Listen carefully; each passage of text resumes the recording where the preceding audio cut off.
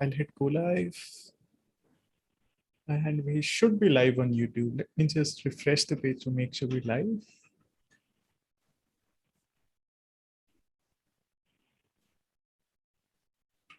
All right, I can hear myself in an echo. That means we're live. Good to see everyone. Welcome back to the Kaggle Talks. I'm really excited because I'm not talking to one. In fact, I'm talking to three Kagglers today. We're talking to the fifth position from the RSNA COVID-19 competition. I'll just quickly introduce our guest in a minute, but first I'll probably introduce the session. Let me quickly share my screen and make sure I get the right one because I always have a lot of them.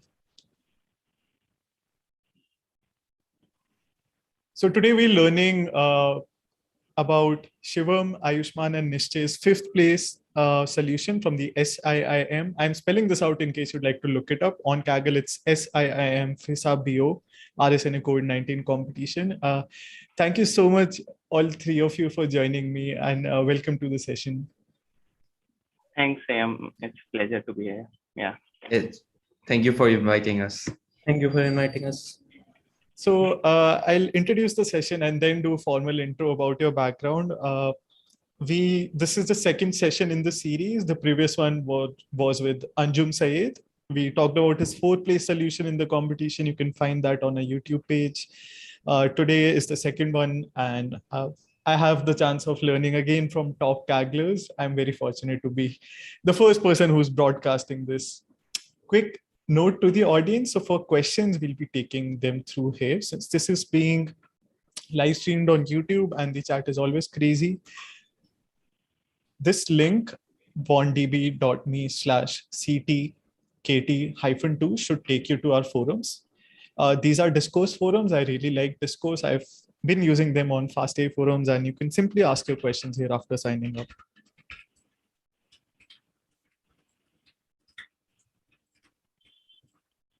So if you're watching this live or if you're watching this later, I'll request you to leave your questions here. And during the session, I'll keep taking breaks and keeping an eye out on this. Let me make sure I put this in the YouTube chat as well.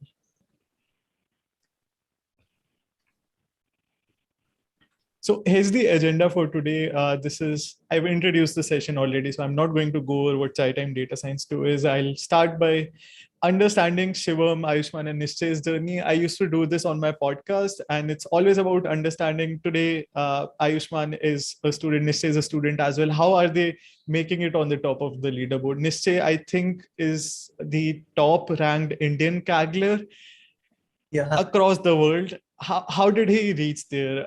Shivam has started his own venture today. I would love to understand where Kaggle was helpful. So this is what these question and answer and Chai Time Data Science 1 was about. I call this 2.0 because we'll also go through their code, also understand the solution. So now, as I said earlier, I'd like to introduce again our guest. Ayushman is currently a student, as I mentioned, Nischay as well. Nischay is one of the top ranked Kagglers, currently Kaggle Master. And Shivam is a Kaggle competitions master as well. He's working on his own venture. If you all could please go in a sequence and introduce yourselves as well to the audience. Ayushman? Yeah, sure. Hi, everyone. I am Ayushman Buragohain. I am from Guwahati. And currently, I am pursuing my undergrad in computer science. I am a fourth-year student, and this is my first Kaggle competition gold medal. And it was really a pleasure in teaming up with Nischay and Shivam. So yeah. That's great to hear. We learn how that journey was and how exciting those leaderboard shifts were for your first competition. I remember it was very exciting for me just seeing yourself go up there and then someone would release a kernel, you'd fall down. I digress. Nischay, would love to hear from. So yeah, I'm Nischay, currently an undergraduate in electronics engineering. I'm pursuing my BTech from NSUT Delhi. Also, I am a Kaggle competitions master, as Sanyam has already told, with a global rank of 32. Also, I have been actively doing Kaggle since last 1.5 years, and I have worked with several data scientists. So it has been a great journey for me so far. Also, I would also like to mention how it all started. So it all began when the pandemic struck. So before that, I was just randomly experimenting with everything. I was preparing for government sector exams. I was learning Arduino language and all that stuff. But then one of my good friend who knew that I'm quite passionate about mathematics and all, so he suggested me about data science and Kaggle. So that's where the things got started, and like I landed up on Kaggle last year, and yeah, since then I'm like quite addicted to all the competitions and all. So yeah.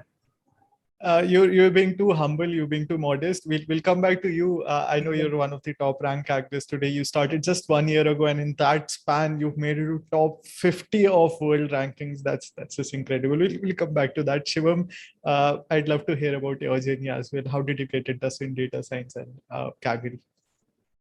So yeah, so basically, I graduated from IIT Kharagpur in 2017. So I did masters from there. Earlier to that, I had background in mathematics. So I did PhD honors mathematics from Delhi University, and then did MSc Mathematics and Scientific Computing from NIT Allahabad. And then I was going to MTech plus PhD, that is integrated PhD program in IIT Kharagpur. But what happened that when I went there, I studied 2 years of MTech degree. And then I realized that it will be better to go for a corporate job and be a part of company and doing tech rather than doing PhD. So I went and joined Huawei there. And when I joined Huawei, initially my manager and my teammates thought that he has a mathematics background. So they gave me a team which is doing data science. So they gave me a position where I have to develop algorithms, ML algorithms, and basically implement using big data and Spark tools. So that time I was introduced with machine learning. To be frank, I was never introduced with machine learning till 2017, even in college. But I saw many of my colleagues were doing projects in ML, and I thought ML and of course blockchain and Bitcoin and those things. But I never got interested in that. I was like, what is that? But I never got interest. I was more interested in computer science and some part in mathematics. So in 2017, I started my journey. I was doing this, and then in Bangalore, I used to go in one of the MLBLR. There is MLBLR meetups in Bangalore. So I went there. I learned machine learning because my background was mathematics and I was doing in company this ML work. And so I joined there. I got interested in this ML, and one of my friend Akshay, he told me, let's join Kaggle competitions, and it is very good. We can do good in that. So I joined just for fun and competed in Kaggle competitions. And when I competed in Kaggle competition, I got addicted to that. I mean, it gave me a lot of learning also, and I got addicted to that. I learned a lot of different data sets, problem statement, how to solve them. My initial competition was on CV mostly. So it was quick draw competition from Google. I competed in that, and fortunately we won our first medal in that. So it was a very good journey in starting itself. So I did some competition in starting in 2017 and 18, and then I made a break, and then I tried to switch companies. And from Huawei, I went to Microsoft. So I went Microsoft and joined as a data and applied scientist there for 2 years. And I had a 1 year gap in Kaggle. I was not doing anything. And then I met with Nischay and team up with one of the competition in melanoma competition. I met with Nischay and some of other Kagglers and teamed up with them and tried to do good in that competition. And what happened that after that, I and Nischay made a very good friendship. Although he's a student, but basically our tuning is great. I mean, we understand each other properly, and we are like colleagues and friends. So I used to discuss with him a lot of things related to ML and Kaggle. And he told me, let's join another competition. I joined with him, and this journey started like anything else. I mean, we were competing in 2, 3 competitions together. Some of them were really good. Then he introduced me some other Kagglers. For example, Anul is one of the good Kaggler in where we participated with him, and Rajneesh is one of the Kagglers in Kaggle BMS competition. We won gold medal. And always my philosophy was winning is a habit. Unfortunately, so is losing. So when we got gold medal in BMS, we were sure we will do good in another competition, which was my after BMS. My second competition was this COVID-19 competition, whereby I had a personal feeling that I wanted to do good because of some unfortunate things. So I participated with Nischay. Nischay told that he wanted to win a student prize in this competition, and we really worked very hard every day, 5 to 6 hours, we both. And then Ayushman joined, and we did a lot of business, a lot of things, experiments together, and this is how we got to 5th position. So this journey was like continuous effort, putting in this and learning from the forum itself. Yeah, that was all my journey. But currently, I've left Microsoft and I have started my own venture. So I'm a co-founder in Ninja Salary, which is a fintech platform. We can talk about it somewhere later. But yeah, so I have started my own own venture and pursue entrepreneurship journey. Yeah. So your colleagues introduced you to all of these things. They also mentioned Bitcoin. Did you get into crypto at the right time? Did you make any 100x return or no? No, Just I Kaggle? never did. Just Kaggle. I thought it's better to win a Kaggle prize rather than Bitcoin. I mean, you also found gold there, so that's incredible. Yeah. Thanks for Yes, sharing yes. your journey. Yes. So, question to all of you, and maybe you can start with Ayushman. There's this tipping point. I know I've read about all of your journey. All of you went through online courses. Nischay, you've done a bunch of online courses as well. Same for both of you. When did you decide to sign up for Kaggle, and how much of a difference of learning was? How were the first few competitions like, and how did you go about learning there? Yeah, I learned So this was Kaggle. your first competition, yes. So please. Yeah, so I learned about Kaggle from my brother actually, and I was introduced to Kaggle around, I think, in my second year of college. I signed up, but I wasn't active there. Like the commitment was not there, so I was just thinking, what should I do? Like, should I go to data science? Should I go towards web development? Should I go towards game development? I had a bunch of interests. So then came pandemic, and at that time, I think we got access, our college got access to Coursera. So I thought, let's give Andrew Ng's legendary machine learning course a try. And from that onwards, I got hooked to machine learning. So little by little, I started spending time on Kaggle. I joined a few competitions, but unfortunately, I didn't have the commitment to see them through. So then finally came this current competition, SIIM-COVID. And this competition, I saw there was a special student prize, and I decided that, yeah, if I wanted to do something like this was the competition. So I started working hard from it. I joined the competition quite early. I put around 6-7 hours almost every day into the competition. So I kept working, and one day I got an invitation from Nischay and Shivam, and the rest is history. Like we can say. Yeah, that also gives us an insight of how much hard work went into it. We'll dive into more of that as we understand your solution. But Nischay, you started your journey, I think, about 1.5 years ago. You're the I would say youngest. yeah. Please. Yeah, so my journey started March 2020, which is last year when COVID started. So to be honest, I started with Kaggle first before having any knowledge about machine learning or data science. So I started with Kaggle mini courses and all, with have a basic knowledge of Python.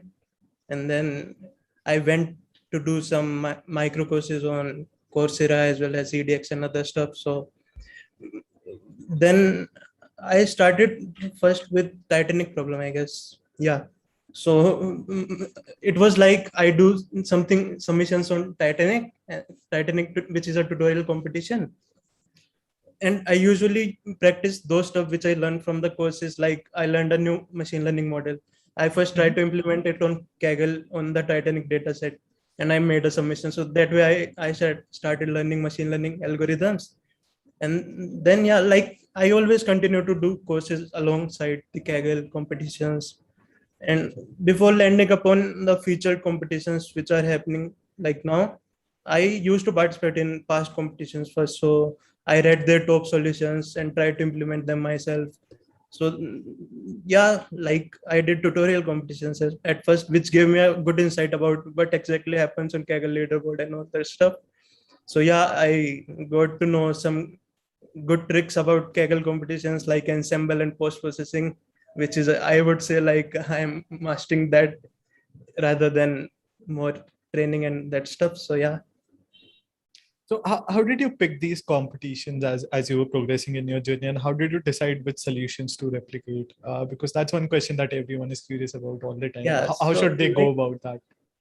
yeah, so like I told earlier, like I started with tutorial competitions, which include house price prediction, advanced house price prediction, and Titanic problem. Then I went to do some tabular competitions, which happened in the past. Like one was PUBG competition, which I remember. So it was quite familiar with me. I had a lot. I learned a lot of feature engineering from them, like how could kills define correlated with the target and all that. So it made me more addicted to Kaggle. So firstly, I started with tabular competitions due to hardware limitations and all. So I did basic tabular competitions, which were currently going on, like trends neuroimaging competition, which was there.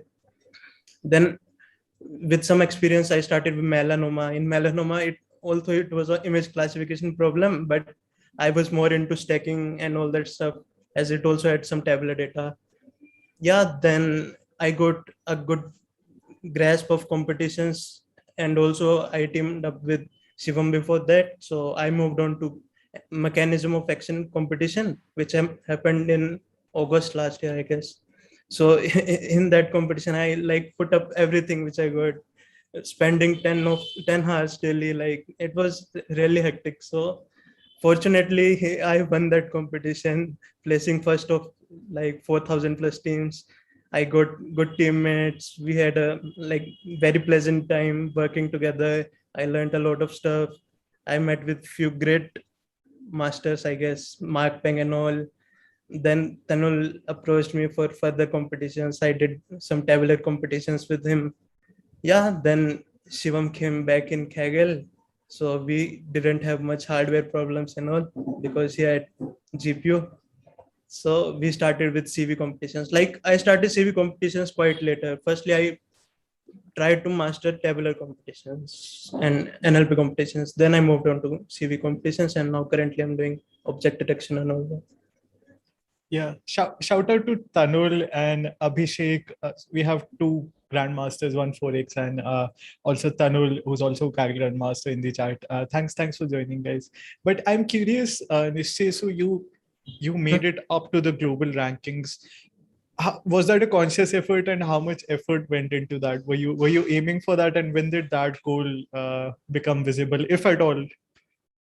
I would say like I created a sort of bucket list that I have to somehow reach master tag till the December and all that. So like firstly I was more into doing solo competitions. But then once I realized it is a really great experience, especially learning great experience for me in a team. So I started doing competitions as a team, and thereafter like it has been an exponential growth for me. Like I would say, like before when I won MOA, I directly jumped from 500 rank globally to some like 58th something. So yeah, it gave us a good amount of jump to me. For me. That's incredible. Thanks for sharing your journey. Shivam, when did you get addicted to Kaggle? You mentioned you got addicted. And how did you go about learning there? I'm also curious about your journey. Yeah, so basically, I got addicted with Kaggle when Nischay approached me and we did one competition. So I saw that these teammates and are great, and they work hard in the competition, right? So then I also thought like I will put much better efforts from my side, and then we can win a competition. So I always aim higher. So then those teammates I had, and I always knew that they will team up with me. And we used to, whenever a competition is going to finish, they already are discussing with me that how we will approach the another competition, which is already in the Kaggle forum. You don't So rest? we were, You don't yeah, take so a break at all? yeah. So we didn't took a break because we already knew that competitions are there, these teammates are great, and we all can do it. So always there was feeling inside me that we can do it. For example, before BMS, we were basically, if you see our competitions, so we were placed under 20. In two competitions, we were placed under 20, but we never reached to the gold point, right? But I always believed if we will put more efforts, then we can definitely win a gold medal, or in fact a prize money also. So always there was something inside me that I want to win a Kaggle competition. And that's how you can see, go down, you will see that I finished 22, 26, right? 15 even. And then what happened that I thought, yeah, if I put much more effort, then as a team, we can win the competition. And then definitely this happened to me. And it was all about motivation that if I put more effort, I can win. And that led me to addiction of Kaggle, and let me do this, let me do that. And this was the main thing. And about approaching Kaggle competition, so how we do it is like we see that whether in the Kaggle competition, how much is the data size, and we see whether we have expertise in that or not. For example, we see we have done a CV competition, so we will be focusing on another CV competition because we have recently got a good CV competition ending finish, and we see that we can apply those solutions in some other competition which is in CV. So similarly, we choose that competition. Also, we see that whether the competition data and basically timeline is matching with our basically our plan or not, because we have some of our own plans, like we will approach this competition, then this competition. So we will have that, okay, this timeline is matching with other competition, so we can put effort in this, and then we can jump to another competition. So similarly, we approach the competitions, and always we see that whether we have a good baseline or not, whether data is perfect in that competition, whether it is messy or not. For example, in SIM COVID starting, the test data was really messy, and they created a correct data. So then we joined COVID competition, not earlier. So these things we make sure before we join the competition, so that in later point this doesn't happen, that we all the efforts are going into it. Yeah. Any tips on teaming up in a competition? People on every single looking for a team thread, they're always asking, how do I team up? How do I find the teammates? You've had great success in your teams, Shivam and Nischay. Any thoughts on what makes great teammates? How do you team up with people? So I mean, it's a bit sometimes it's luck also, and sometimes when you participate with somebody by asking in the forum, and you do one competition, you realize that this person is good, right? And he is continuously putting efforts in Kaggle. That is one way. Another way is, for example, Ayushman. So let me tell you how I got Ayushman. So he has already put a lot of efforts in COVID competition. He was above us in the ranking. And then we realized that because we never knew Ayushman, if you will see his profile here, you will realize that Ayushman's other competitions were not that good. And we thought, why he has not done anything good in Kaggle competition, and he is now in top in this competition. We have put a lot of effort, but we are not in top. So then I approached him. I saw his GitHub profile. I saw his basically LinkedIn profile, and I realized that he is a good coder and he is into machine learning. Maybe he has not done good in the earlier competition. I asked him, he approached me and he told me, yes, we can join. And when he joined with me, I realized that he is a very good ML engineer. In fact, his coding skills are great. And I also realized that in the previous competition, his ranking was not good because he has not put effort in that, because he was busy with some other things, and he was only joining the competition and leaving it just like that. So we realized that, yeah, this happened with people. So the approaching thing will be, you have to put some effort in the competitions. You have to be in a decent rank. Then you will approach anybody who is maybe in your range in the ranking system, or you can approach them by telling them that you are currently expert in these areas and you are putting a lot of effort and you can do it with teaming up with them. Then the other people will also think that you have already put some effort, so they can join with you. Without putting effort, if somebody approaches you, you also don't know whether he will put effort or not. Because we have seen, in fact, Nischay, or I'm not disclosing a name, but we have seen that some people join with you in the team and then they don't work at all, right? And they get free medals. So just because, to avoid that, you have to put effort and then raise a request for teaming up, and people will definitely team up with you. It's not like they will not team up.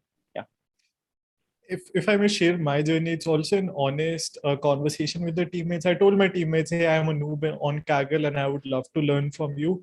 They were like, sure. And although it was more me learning from them, we did get to team up and got great results. All of my Kaggle results are just thanks to my teammates.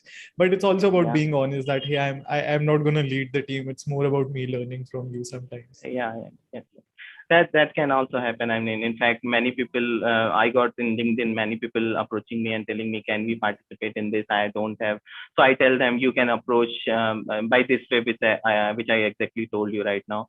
So do good in the competition, or at least start competing before even putting a submission. You ask to join. I mean, quite weird, but you have to put some effort at least before asking for merging. Yeah, and people, you will get to know people slowly in the forum.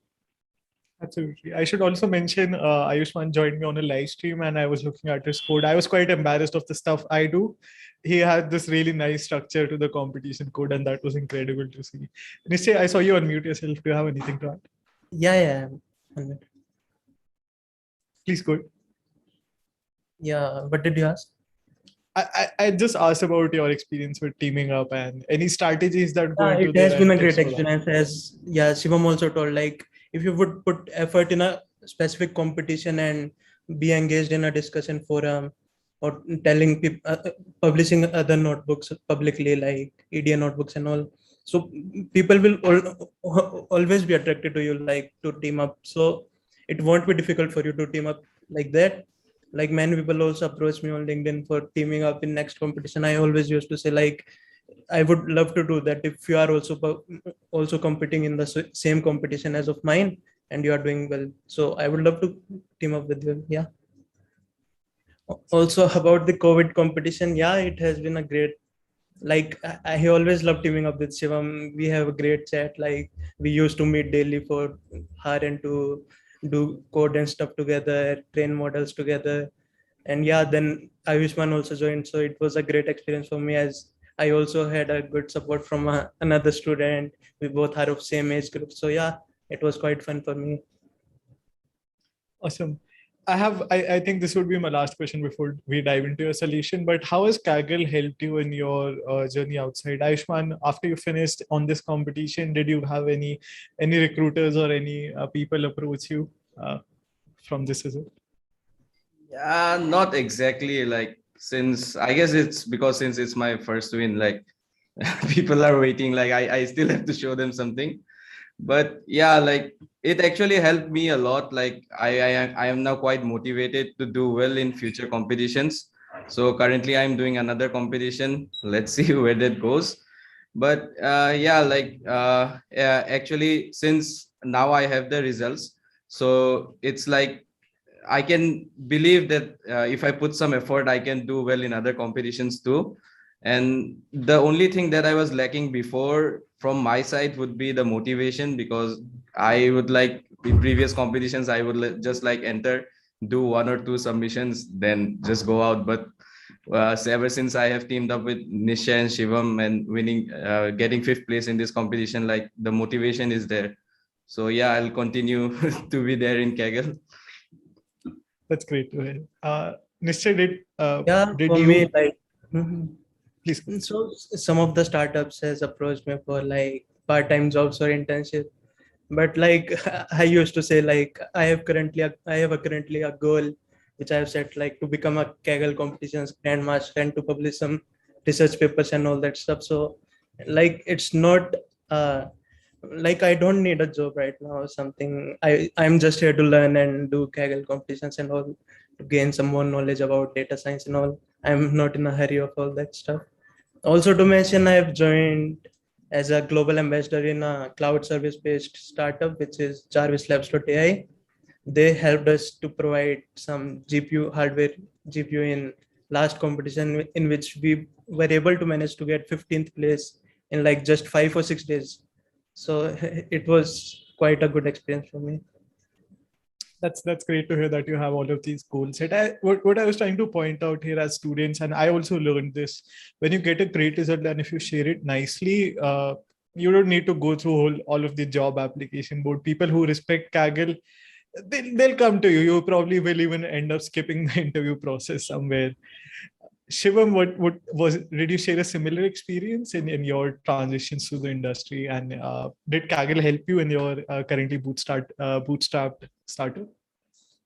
So Kaggle, so mostly I saw indirect effect from my Kaggle. So the most important thing was I get shortlisted easily by putting my Kaggle experience in my resume. So shortlisting happens, and even what happens that in some of the competition which I've done great, I used to discuss that in interview and walk them through the process I have learned in Kaggle. So that helps a lot in the interview process also.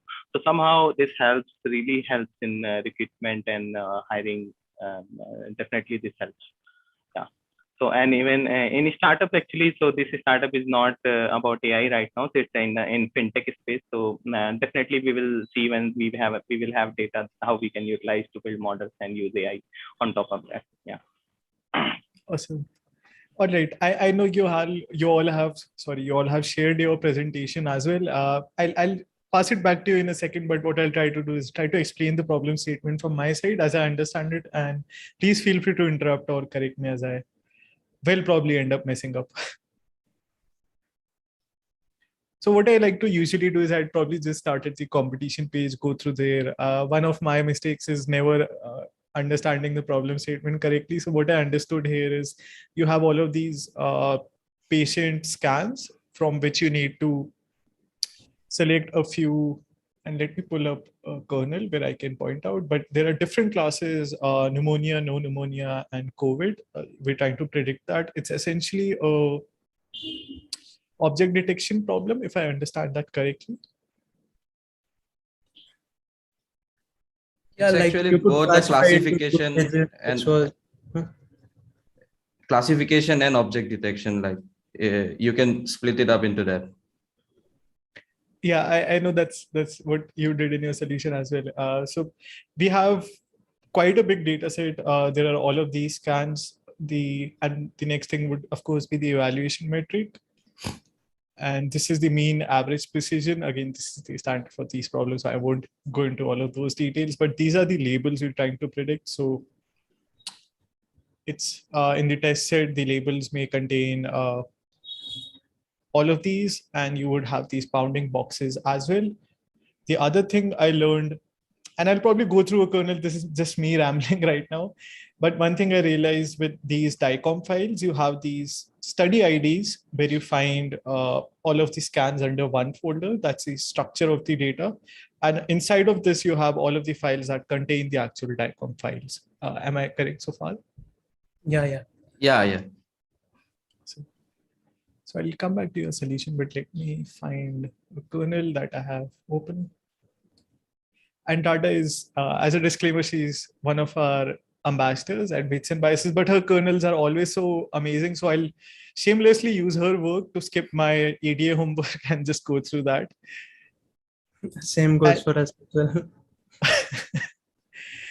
She's also created a really nice dashboard on weights and biases, which I'll probably default to right after this. But this kernel is actually one of the best to get started with this competition.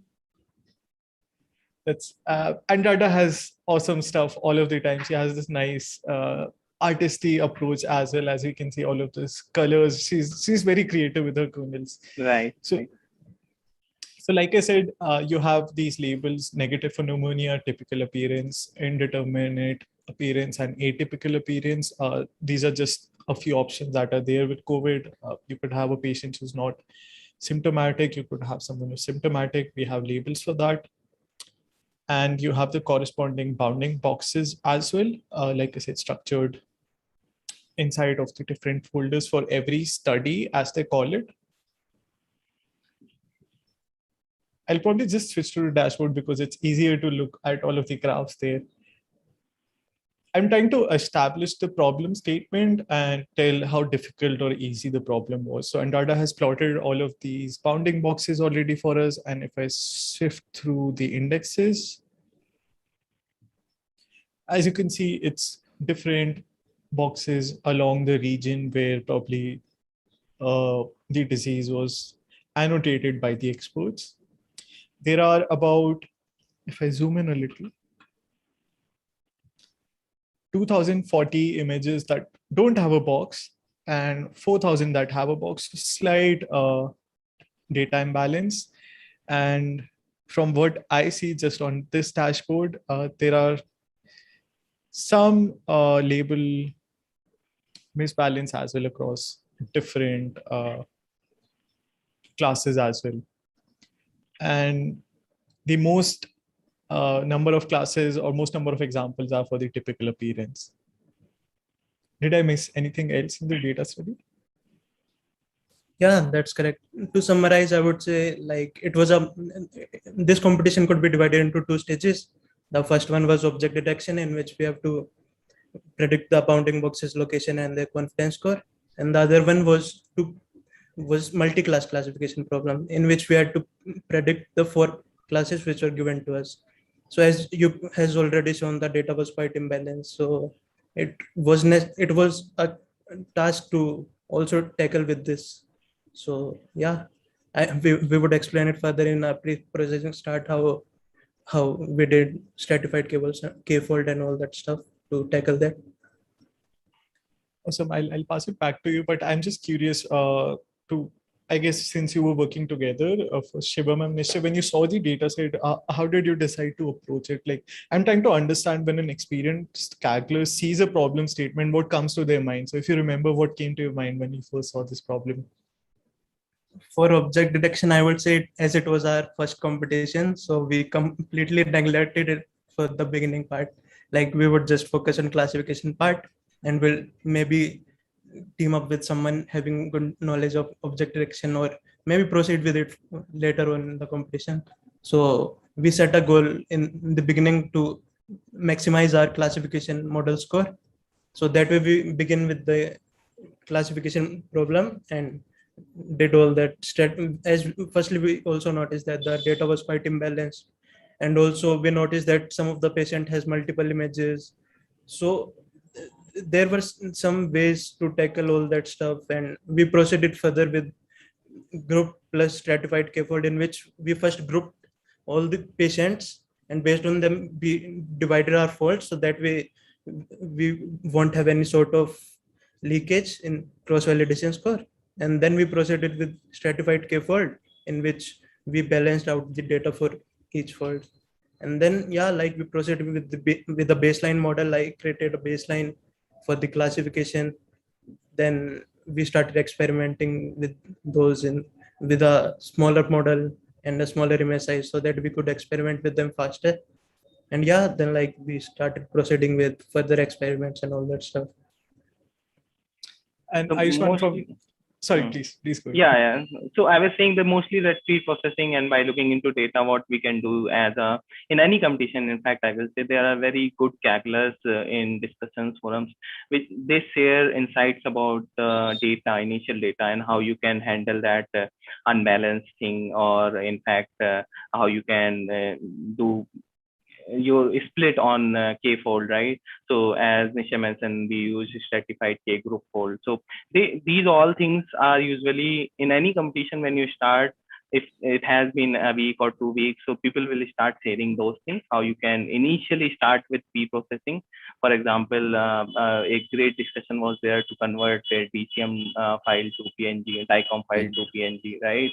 So that is the standard, and we in fact everybody took that and used that. So in any competition, took those discussion forward and go with that, and that will help you and save a lot of time.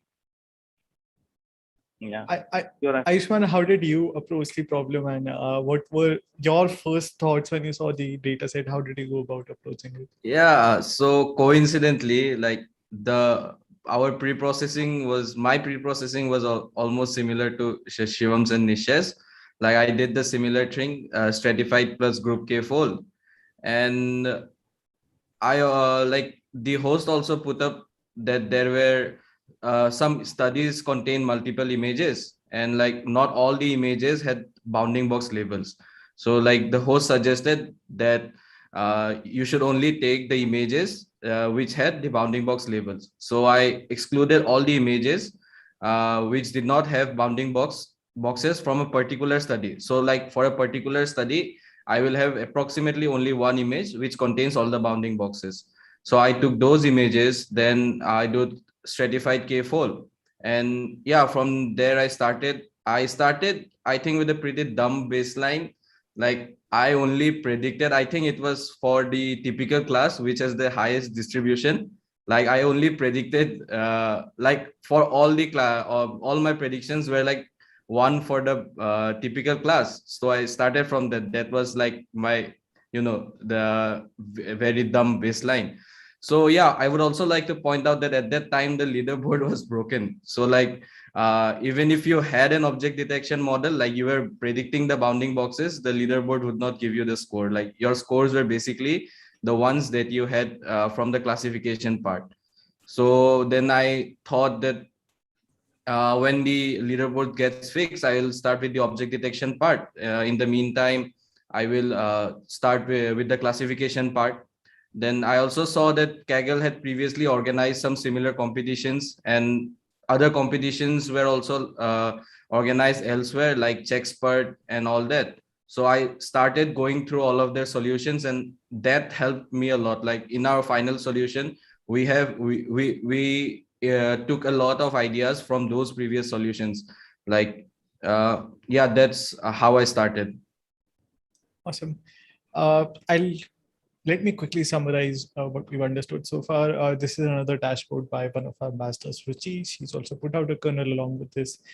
The dashboard is just a summary of that, and I'll easily summarize everything. So you have this slight imbalance, like we quickly said. As you can see, all of the classes have this imbalance. We'll learn more how the team dealt with that. And DICOM images, as I learned, have also further details to the image, to the patient. So they have some metadata. That's how you can understand the patient's gender, along with other details. Is it the chest radiograph? Is it the skull? So on and so forth. Awesome. I'll pass it back to you, and feel free to share your screen. I understand you have a presentation where we can understand the solution. Yeah, sure.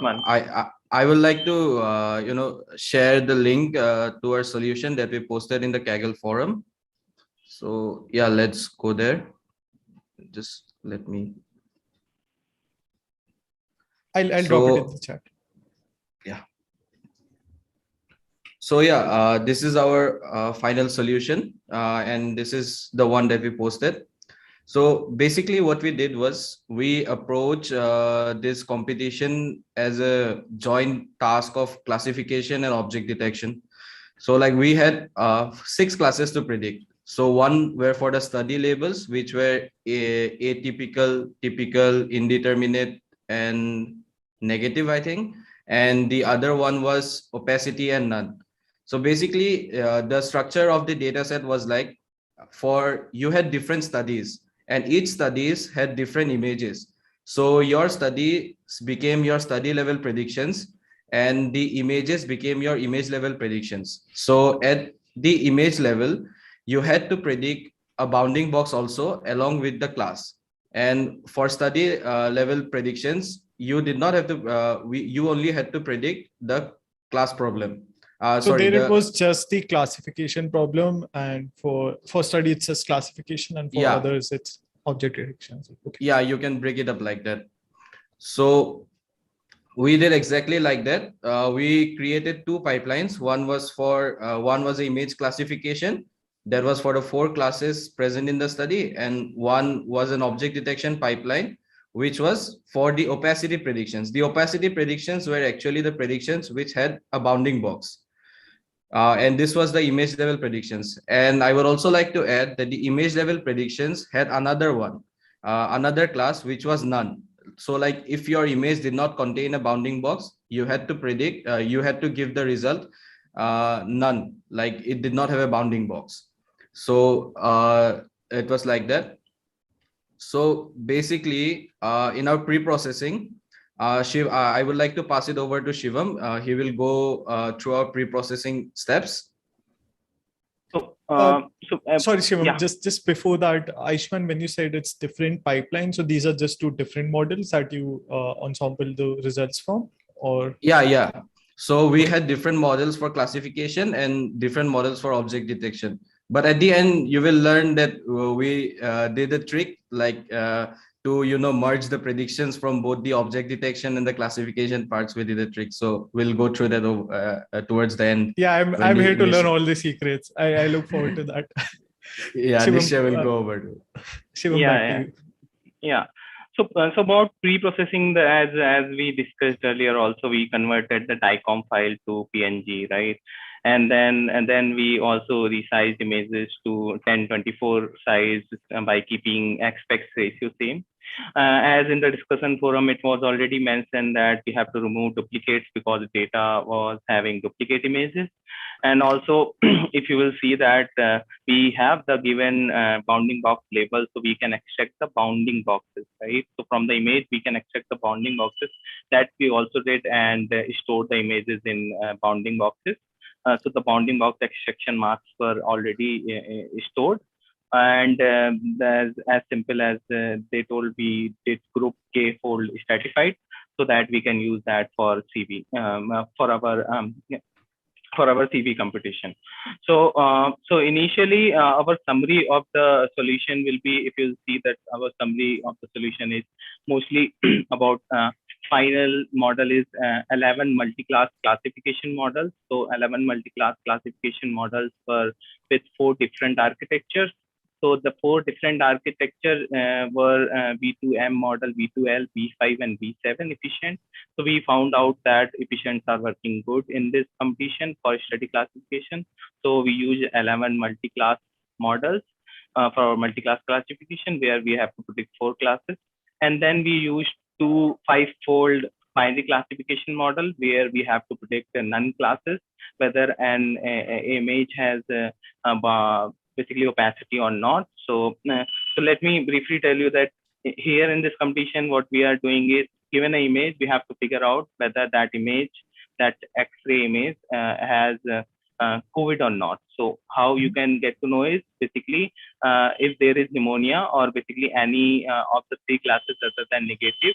So there is a chances that the person will have COVID, right? If he has COVID, we have to also localize that place. So in the test image, we have to tell that this is the portion where the model is seeing that COVID is present. So basically there will be some blurry space. So you can basically, if you read more about it, how in X-ray you can see whether the person has COVID or not. So you will have some blurriness in the X-ray image, so that there will be blockage actually inside. So that's what opacity refers to when you say yeah. So opacity means there is pneumonia present in the image, pneumonia or COVID-19 you can call. Basically, main symptom of COVID-19 is pneumonia, right? So so you will see that there is opacity, and this is the bounding box place in the image, right? So in the binary, we trained these 5-fold 2 models in 2 different architectures, and we use in object detection 5-fold 25 total, basically 5-fold models. Which was having 5 different architectures like YOLO, Retina Net, and Efficient Det. And that was our final submission. So if you go up, Ayushman, go up in the solution, so you'll see that our final leaderboard submission public was 0.649, and our private LB was 0.628 for the best submission which we selected. And this is how we did our ensemble. So our final ensemble was having multiple models, but it was only 11 multi-class classification, 10 models for binary, and 25 for object detection. So these we all trained and did a lot of experiments with. Yeah. I should also point out 11 sounds like a large number, but on Kaggle last week we had Anjum. He did an ensemble of 38. And that is also modest number on Kaggle. We've seen numbers higher than that. Nothing against that. The industry doesn't like that number, but it's what takes to get to the top of the leaderboard.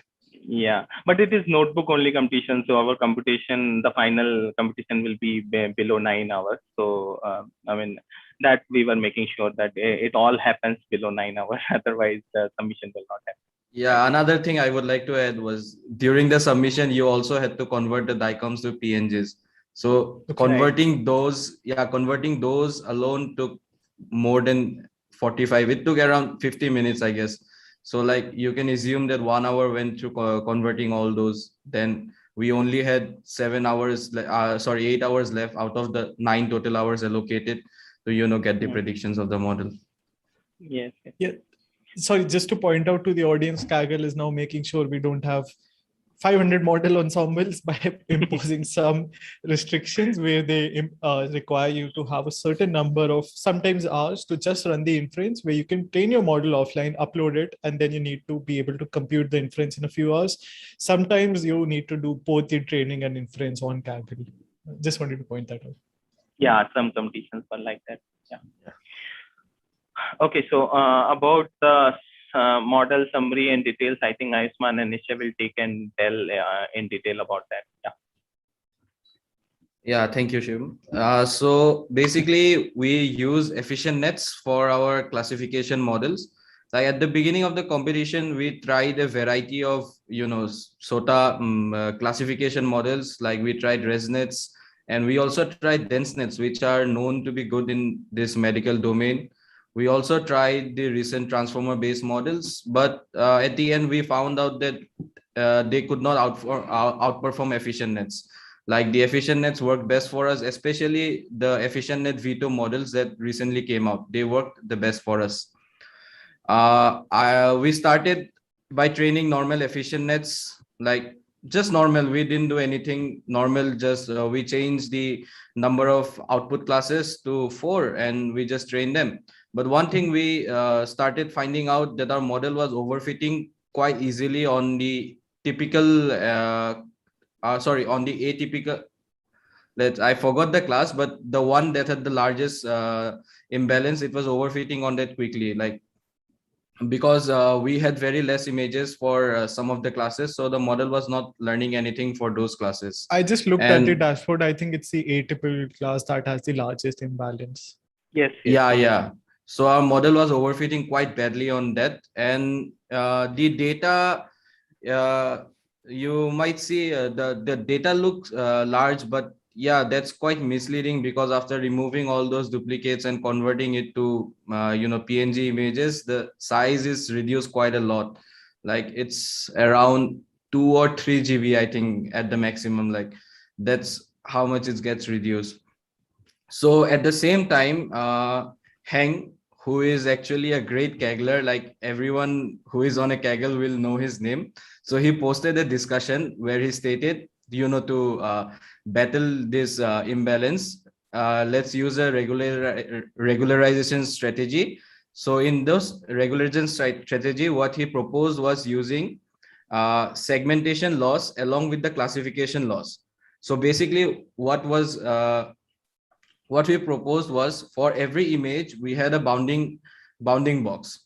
So using that bounding box, he proposed that we should create a mask for that image.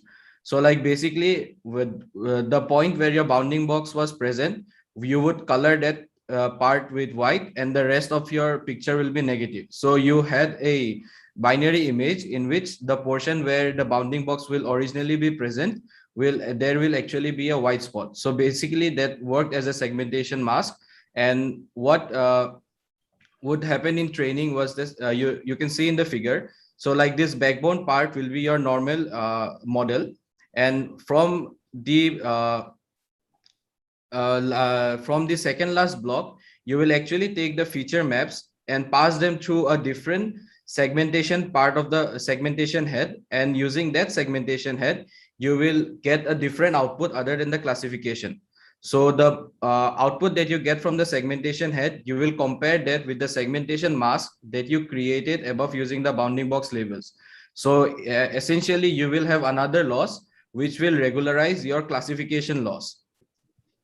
So that's what almost every top solution did, and we also did the same. We used the segmentation loss as well, and for the segmentation loss, we actually used the LOVAS loss function, and for classification, we use normal binary cross entropy loss in PyTorch. So yeah, our solution, our whole code base is written in PyTorch. I would also like to add that. And so going through the architectures, how we chose them, it was like we tried, it was almost like brute force. We tried all the efficient net architectures, and we tried them on a variety of images and tried them on different folds. And at the last, we took the ones that performed the best. I personally started from EfficientNet B0 and V2S. Then once I joined with Nischay and Shivam, we like scaled up to B7, EfficientNet V2L. And at the end, we Ayushman, also how are you keeping a track of all of these experiments? As you were just trying all of these ideas? I'm just curious. When I was beginning in the competition, I used 1DB to actually keep track of all my experiments. That's great to hear. Yeah, I can show you my dashboard also if my internet works. Take your time, no problem. I don't think it will work. For me, it used to be a lot of comments in back in the day. I'm still not organized though, to be honest. I would just comment a lot in my Jupyter notebooks. I would use just Jupyter notebooks, and that's how I would keep a track of my ideas. Yeah, like I also did that. Like I wrote, I think my model, all the I don't know why it's not working now. Like everything was stored in 1DB. All my dashboards are still there. Like if it works, I will be happy to show you. So yeah, basically I started from the most smallest model, V2S, and we scaled up towards the biggest. At the end of the competition, we also tried EfficientNet V2XL. Like that was the biggest model I think that we could fit. But unfortunately, when we tried that in our submission, the submission failed. Like we exceeded the compute that was available. I see. Yeah. So coming on to the model training strategies. So first of all, our main baseline was actually this EfficientNet V2M model. So what we did was we took the EfficientNet V2M model and we only took the feature extractor part of the model. We removed the pooling layers, the classification head and everything. So basically for the model, we only had the feature extractor and that would be our backbone. And how did you decide that? How did you decide which layers to remove? Okay. Yeah. So like that's actually quite common. Like you will keep your main model, but you will modify your head. So yep. Other than modifying our head, we also modified our pooling layer as well, because at the start of the competition, I don't know, I had this idea that average pooling might not work, because like if you look at the X-ray images, even as a human, like it's quite tough to sometimes make out the different diseases. So like if you are averaging out your feature maps, so like your model might learn less. I don't know, like I had the notion, and I started exploring different pooling ideas and all, and I removed the pooling as well. And classification head also, I experimented with a lot of classification head architectures. Like there is quite a famous classification architecture head that was actually made famous by the fast AI. So we tried that. We also tried normal linear layers. Yeah, so we'll go through that. So coming back to the V2M, our baseline model, our V2M, the one that is the baseline, was actually a 5-fold model trained on 512 cross 512 image sizes. So this model was actually trained in 2 stages. So in the first stage, we took the model and we removed the pooling layer and replaced the pooling layer with a PCM pooling layer. PCM pooling is essentially, it was introduced in Chexpert, which is another, one of the most famous X-ray classification competitions. Like this was PCM pool was introduced by one of the winning solutions there. And what PCM pooling does is it takes the channel activation maps that are generated during training, and using those activation maps, it computes it computes weights for every features and merges them with your feature maps. So what it does is, for every different class, your feature maps will become more specialized. So if you check out the gradient camps for PCM pooling, like we found out that our model was learning better, so we stuck with PCM pooling. And for loss function, we use binary cross entropy loss, and for segmentation loss, actually we use 2 losses, Lovaas loss and BCE loss. And we also added weights to the loss, 0.75 for low-pass loss and 0.25 for binary cross entropy loss. This part was actually, this idea was actually introduced in the Kaggle discussion somewhere itself. So I just took it from there and this worked for us, and we kept it. Ayushman, So, sorry to interrupt. I'm sorry I keep sorry. interrupting you, but I'm just curious to learn from you. Yeah, sure. How when you mentioned you tried PCAM pooling, how were you finding all of these ideas, or how were you also deciding when you were brute forcing through the models? How did you decide or find these ideas? Yeah, so as I told before, I was going through some of the previous solutions, both in Kaggle as well as some other competitions. So from there, I found out about Chexpert, and I started looking at few of the top solutions, and that's how I came across PCAM pooling. So initially, I was trying average pooling, max pooling, then concat pooling. Everything was done with the same V2M model. So basically what I would do was keep everything same, image size, learning rate, everything same. And I would just, change the pooling layer, change it. And I found out that, PCAM pooling was giving quite a boost. So I stuck with it.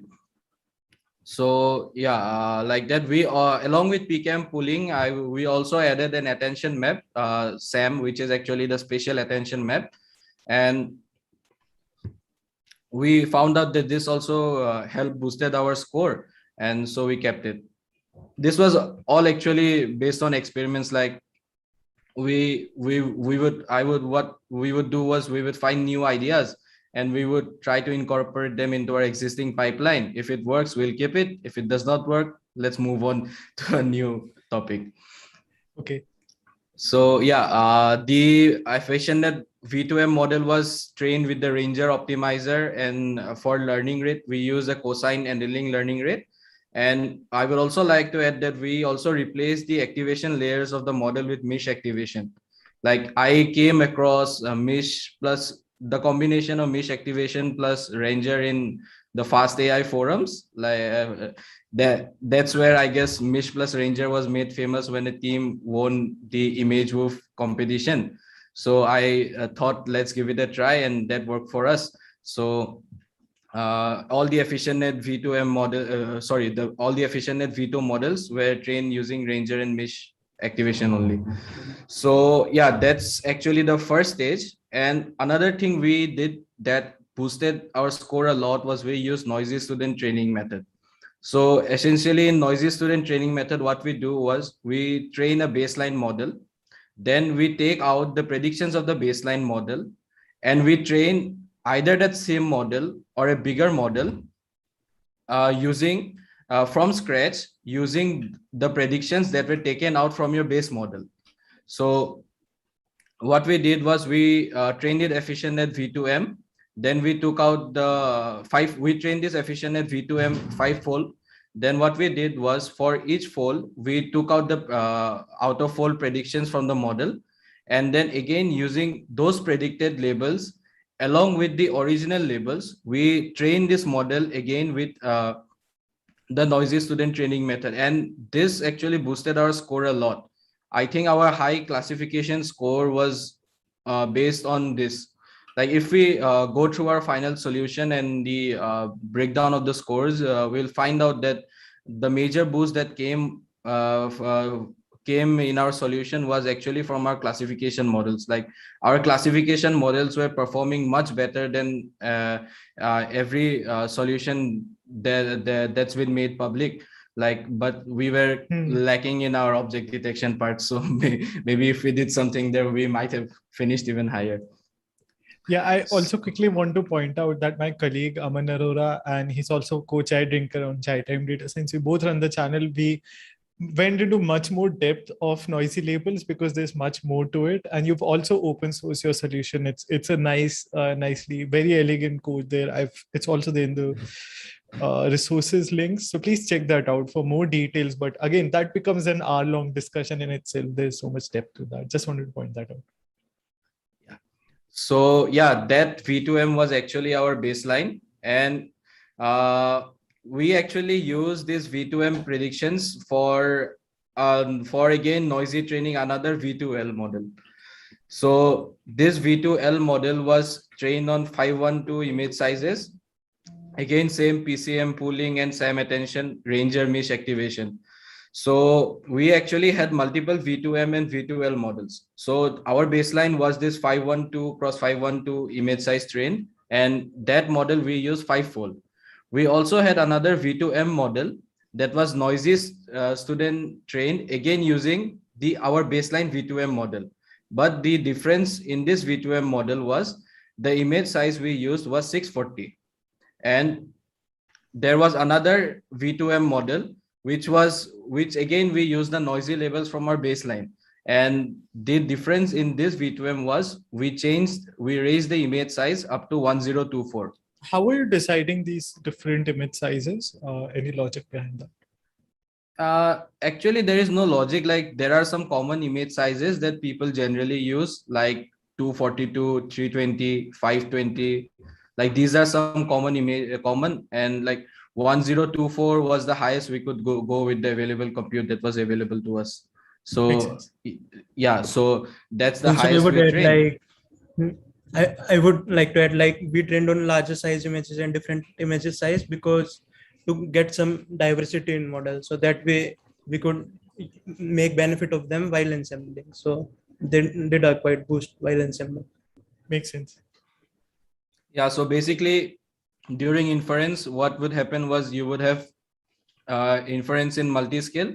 So like your feature maps will be different, and when you merge those predictions, like your predictions become more robust to changes. That's why we use a variety of image sizes and different architectures as well. So yeah, that ends the V2M. Then coming back to the second architecture that we used was actually a V2L model. V2L was basically bumped up V2M, like it's a larger model. That's the best way to describe it, I guess. So here also we used 512 cross 512 images at the beginning, and we also used another model with 640. And all these models were trained using noisy student method, using the predictions from our baseline V2M model. So the backbone of our whole solution, if you would say, was our baseline V2M model.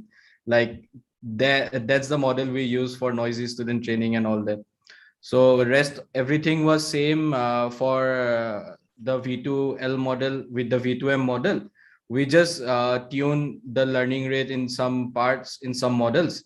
And yeah, also I almost forgot that we also fine tune the models. So essentially what we did was we would train the model for like 15-20 epochs. Then what we would do was we would decrease the learning rate.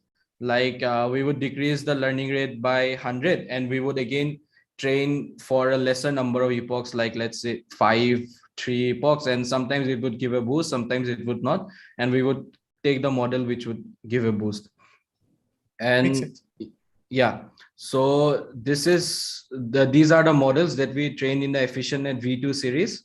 We also had models from the normal EfficientNet series. Basically, we took the EfficientNet B5 and B7 models from the normal EfficientNet series.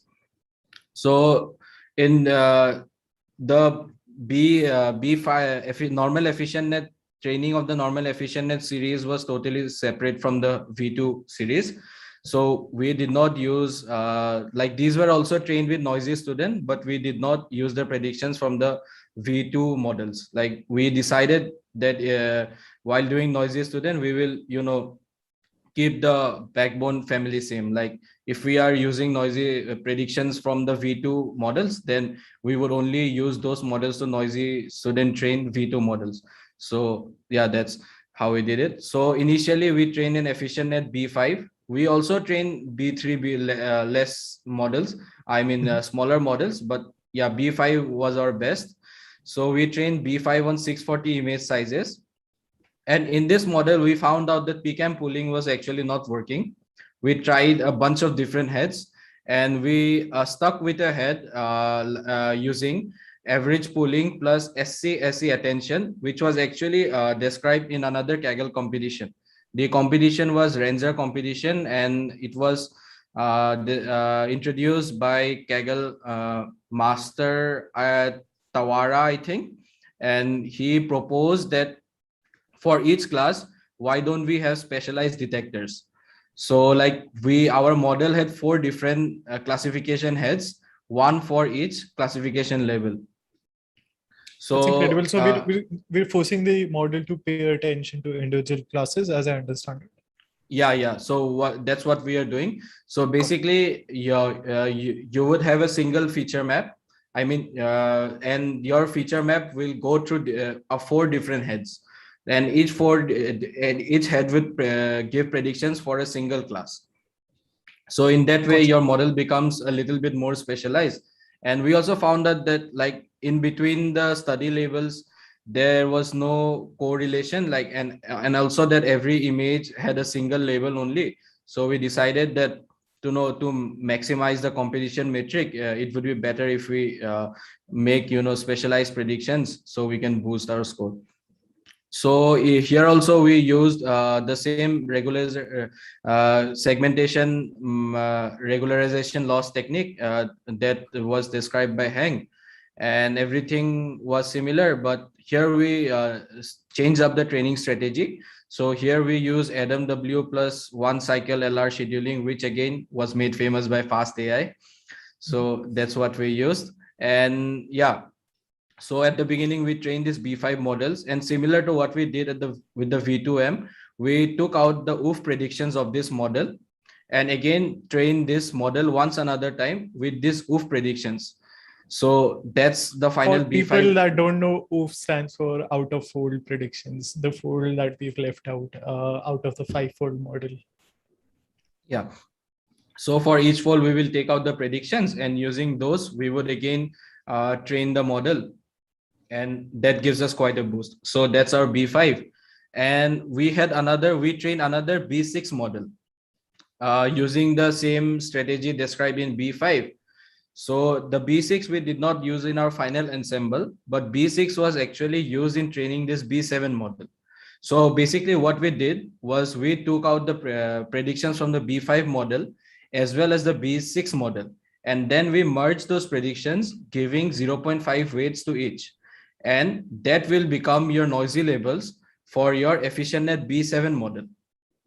So that's what we did, and rest was similar. So this was our classification part, and also all the models were trained on 5 folds, but in the final ensemble, not all the 5 folds from each model were taken.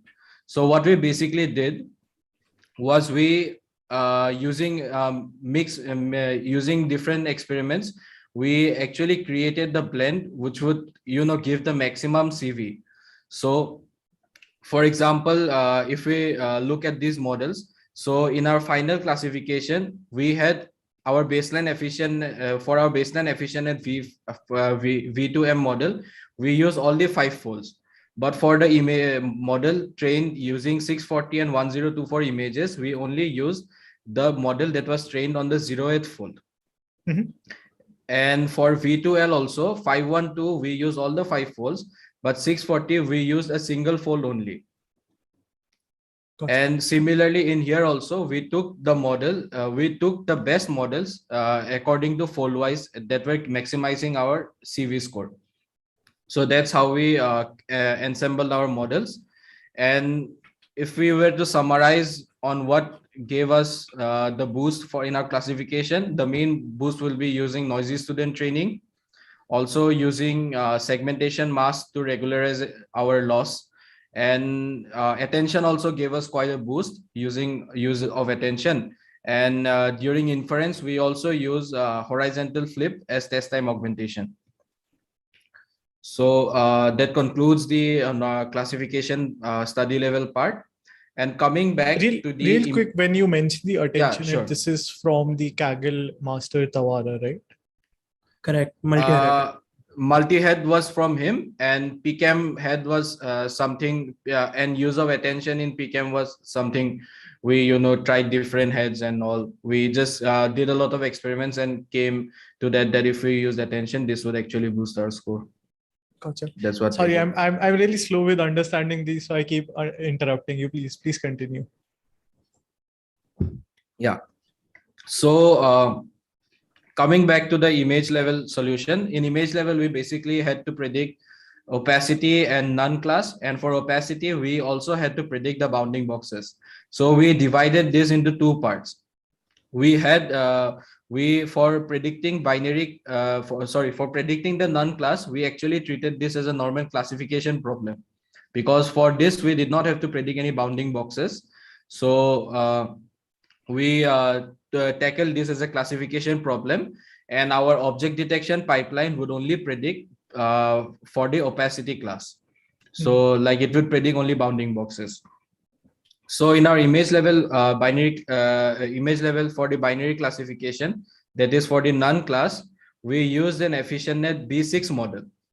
So the interesting thing that we found during the competition was that the none labels that were given were actually having quite a nice and high correlation with the negative labels that were given.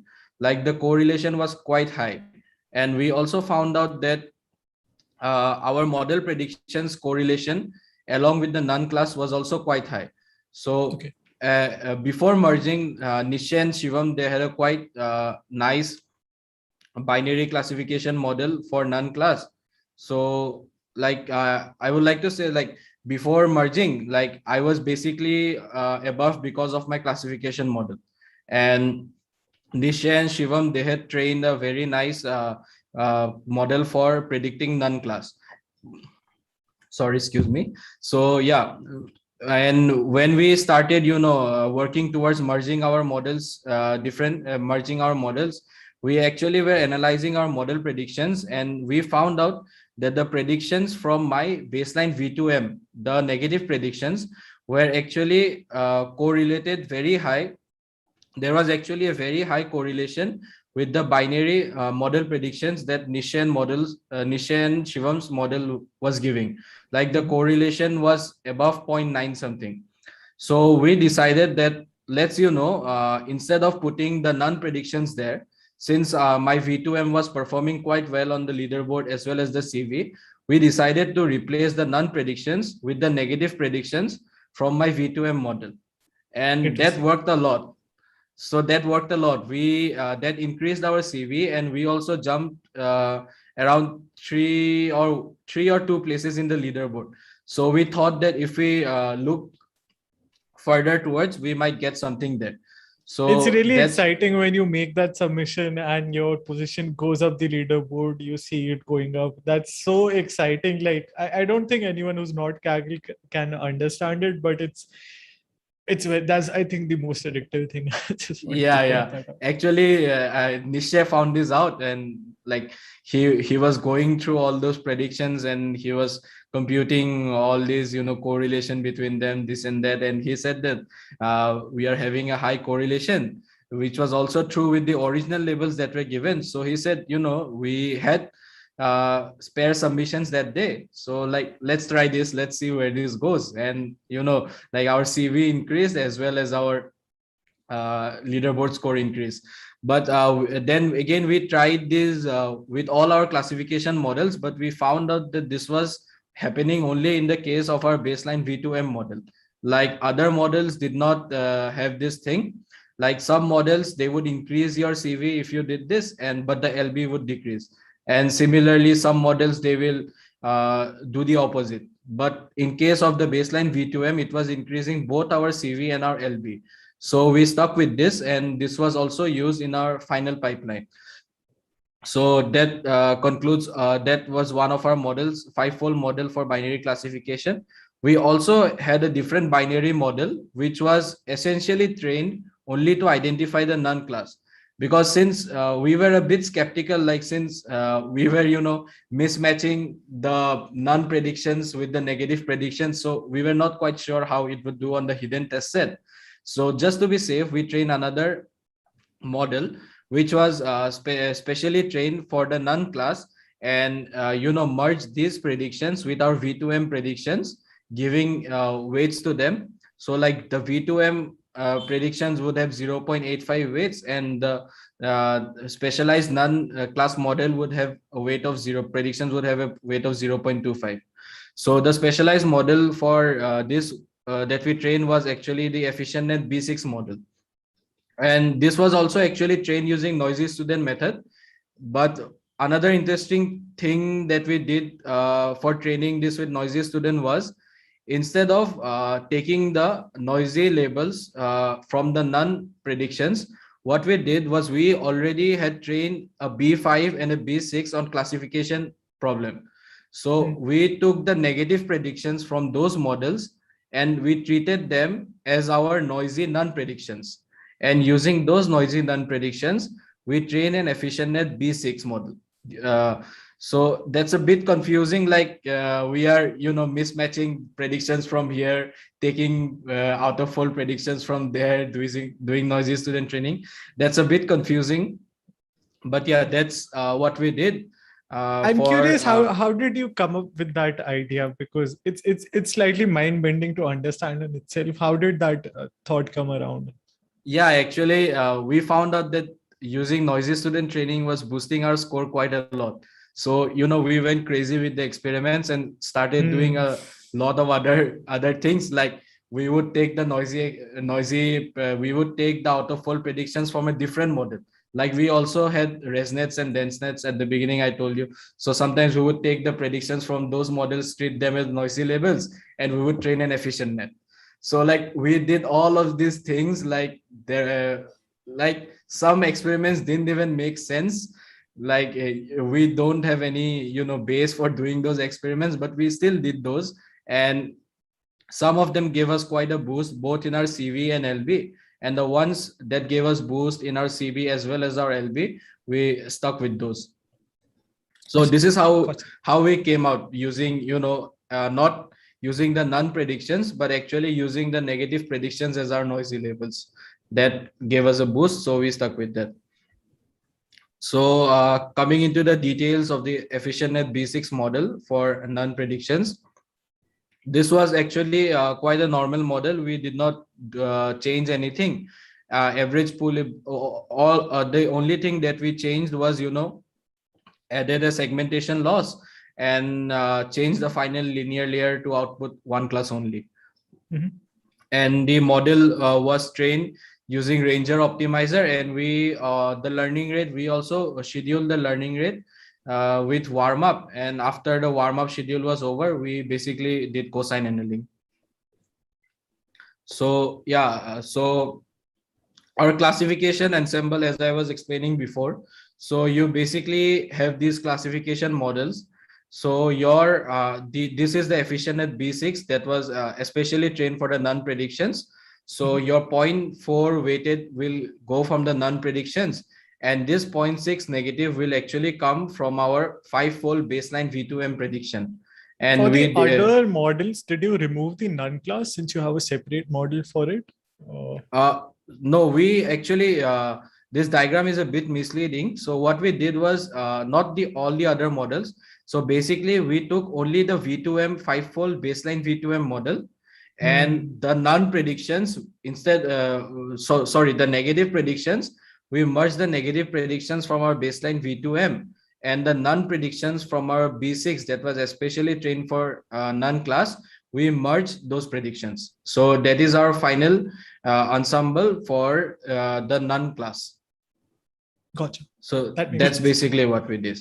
And in the classification part, we basically had multiple models, and we arranged those multiple models and gave weight to those predictions using CV, and we also used Optuna to maximize our score.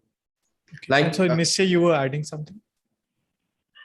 No, I was just adding, like, it doesn't seem misleading, as I've already mentioned that I only use the EfficientNet V2M predictions for none predictions. As you could see, so I have made 2 arrows. The below one was for none predictions. So what we basically did was our EfficientNet V2M model, this was kept separate. So the predictions that we generated from this V2M was generated separately. And these are the other classification models. These predictions were generated together. So what we did was the EfficientNet V2M predictions would have a weightage of 0.15, and the other classification models would have a weightage of 0.85 in the classification ensemble.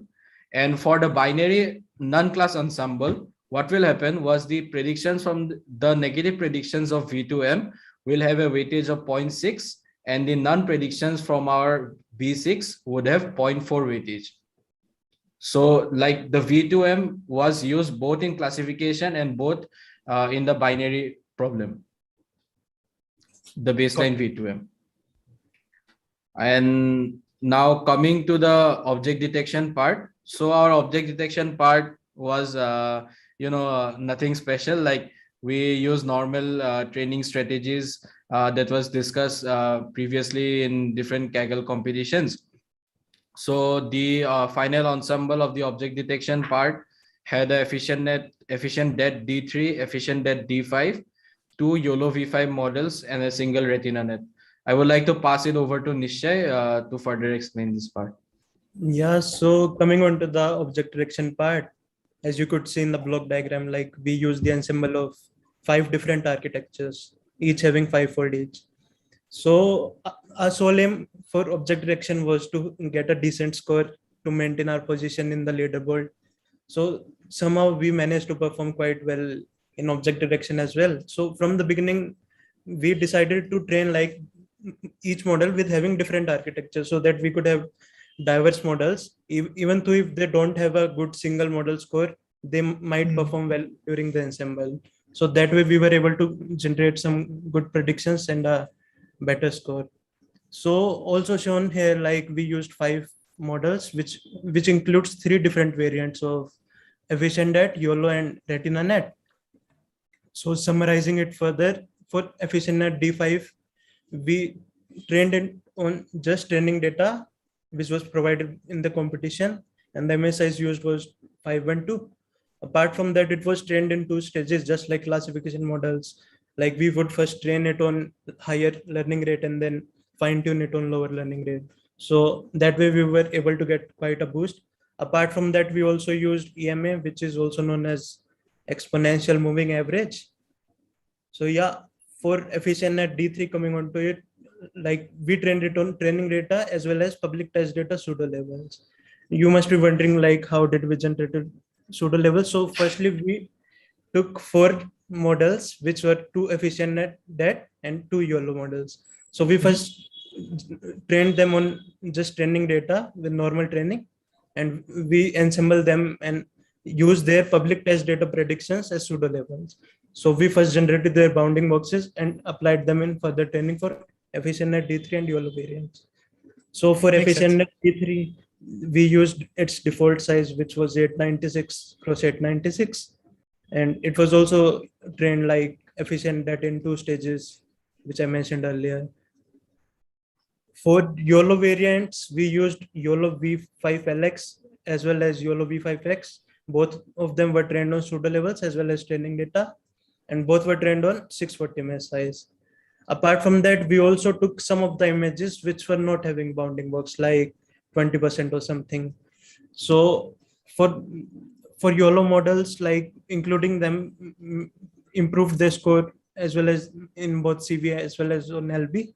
So we proceeded with that. Apart from that, for retina net model, we use the baseline of ResNext 101, and image size used was maximum which we could get for height and width, which was 1,333,800. So yeah, in this model, we didn't use pseudo levels as they weren't performing that well on this. And we didn't include much models as our sole aim was to get a decent score and to finish all our inference in the given amount of time. So we stick with these 5 models. Yeah, I just wanted to point out, people sometimes complain that Kaggle solutions aren't useful, and this is my goal, to bring out these little details. You're using a model and ensembling a few models outputs on the test data set and using that as pseudo labels. Where else can we find these tricks apart from all of the other ones that we discussed earlier? I just wanted to point out that only top Kaggle solutions have all of these amazing tricks. Yeah, so coming on to the post-processing, I would say it was one of our secret sauce we used, which was not used by many of other teams. So it gave us a good amount of boost in both hoop score as well as leaderboard. So to come up with this idea of post-processing, Like I had to go through a lot of stuff, digging up post from past competitions, understanding the metric in depth as it is necessary if you are doing post processing to prevent any overfitting in public leaderboard or something. So yeah, thereafter I came up with this an idea of how about merging our object detection models with the classification model. So as Ayushman already mentioned, we trained two different type of models for image level predictions, which were for opacity and non-prediction. So for that, as we didn't have any end-to-end model for these, like some of the top teams, what they did was they trained a single model for all the six classes to predict all the six classes. So as we didn't do that, so it was quite a necessity for us to combine all those predictions together. So the best way with which I could come up was the idea of somehow ensemble these confidence score of bounding boxes along with the binary prediction. So for that, I tried several ensemble strategies like taking out their mean or weighted mean. Then I also tried geometric mean, but none of them perform as well as power blend. So basically, power blend is something like you will simply give them both predictions a weight, but that weight would be given in a power form. Like it is shown in the block diagram as well, as you could see in the red color. Ayushman? Yeah, sure. So as you could also see in the formula, like what we did was for opacity predictions, firstly we given it a 0.5 weights for both the models, but then shifted the weights depending upon the OOF score we were getting after the ensemble. So that way we were able to maximize our OOF predictions for opacity in a way like giving 0.8 weights to opacity predictions and 0.2 weights of 1 minus none of prediction, because opacity could be treated as the negatively correlated with none predictions. So that way we did power blending for opacity predictions. Further, then I thought like if we could do this for opacity predictions, then we may also do that for none predictions as well.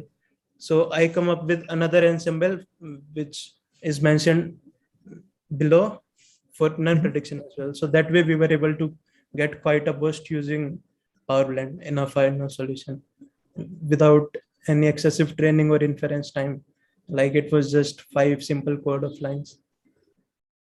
So I'd point again the audience to your GitHub repository as well. It's linked in your write-up as well. I'd point them to both of those. Those are great resources. I think that completes the solution walkthrough, correct? Yeah. Yeah. So I'll try to summarize what I understood. Please correct me if I'm wrong. The tricks that worked really well were, first of all, the competition master Tawara's trick around attention hit. And I'm sorry if I'm glancing over a few details, but these things really stood out to me. So I'm just pointing them out.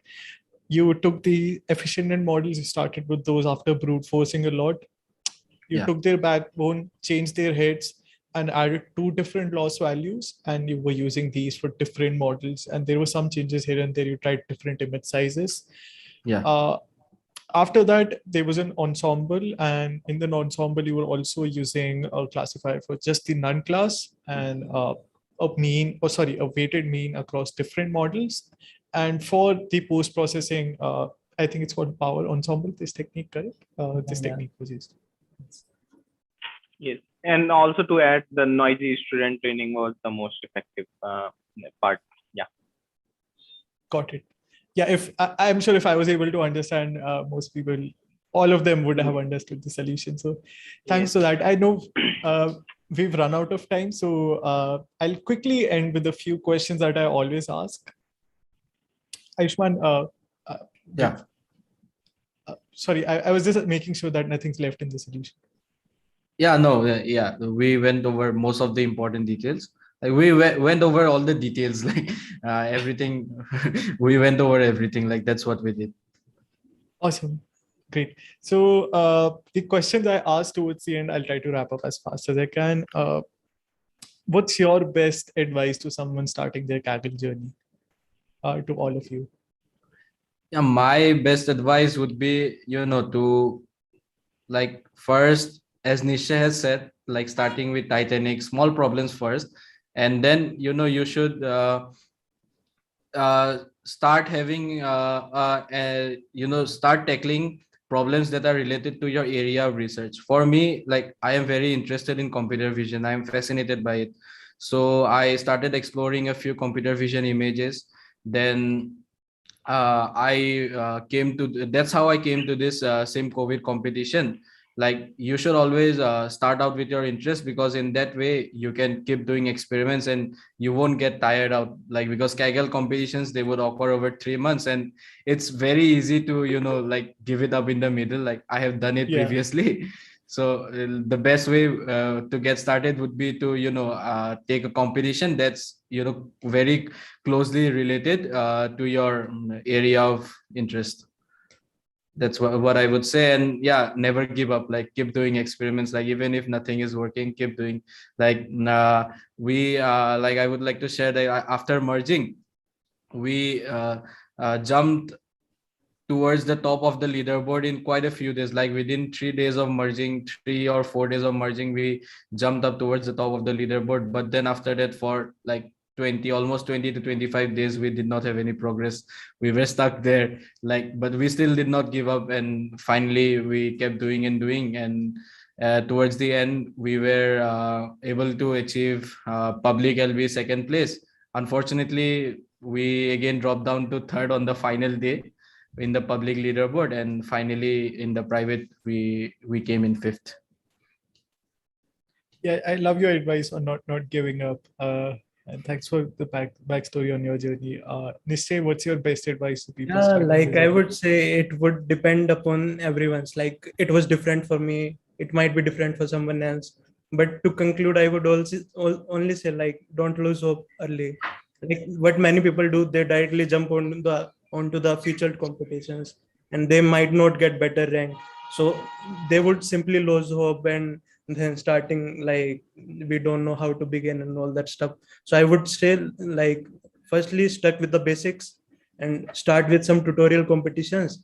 Also I would mention, like, from my point of view, I also started in the beginning, like, doing some featured competitions. Then I did pretty bad in that. Like, I was placing in 90 to 95% of the people which were in the, like, last top 5%. So it was a quite rough journey for me during the beginning. But then the only thing which I did was I never lost hope, like giving up early or something. I stick to it. I did some more tutorial competitions. I stick to some past competitions. I did more courses and all that stuff. And then, yeah, then things started getting better. I used to get some bronze medals, silver medals, lots of silver medals, actually, like 10, 12 or something, like, if you could see. So yeah, now I think, like, I always used to give 10 to 12 hours daily in the beginning, doing some EDF and ED stuff. So you could also begin with that, publishing some notebooks, and keep yourself engaged in discussions, have some good people around you, connect with some people on LinkedIn, work with them. Like, you could do all this stuff. For me, it was like I started with two of my college friends, so it was quite good for me. Like, I didn't have much, like, loan period in Kaggle. Firstly, I had some college friends. Then I met some friends through Kaggle, which I also recently met with them in real life. So yeah, it's quite fun if you would stick to it. Yeah, the teaming up aspect is always a lot of fun. Another thing small thing I would like to add was, you should always try to write your own code. Like, that will help you a lot. Like, in this competition, like, every code that we written was almost written by us from scratch. Like, so if that happens, like, if you have some problems in your training, and if there is some problems in your pipeline, you will figure it out quite easily, and that helps you a lot. Yeah, but we all of us start from just forking a kernel, changing hyperparameters, and you see the thrill of going up. That's okay to do. With time, you'll start to understand that you need to just take those ideas and add to your code base. So it's totally fine to copy also. Yeah. Shivam, your best advice. Yeah, I mean, I totally agree with Nish and Ayushman, whatever they have told. So start with some tabular competitions like Titanic one.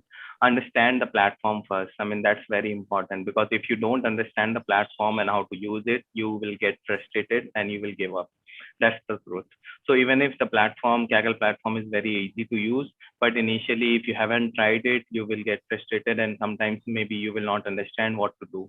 So you have to understand the platform, give some time and not try one competition like Titanic one and get your hands on tabular competitions, maybe some other tabular competitions. And when you get some confidence that yes, you can do some missions, you can train models on Kaggle, try to take a problem which interests you, and then the regular part, which is basically taking a base kernel, which is basically a baseline for a competition and doing changes on top of that, learning from the previous competitions.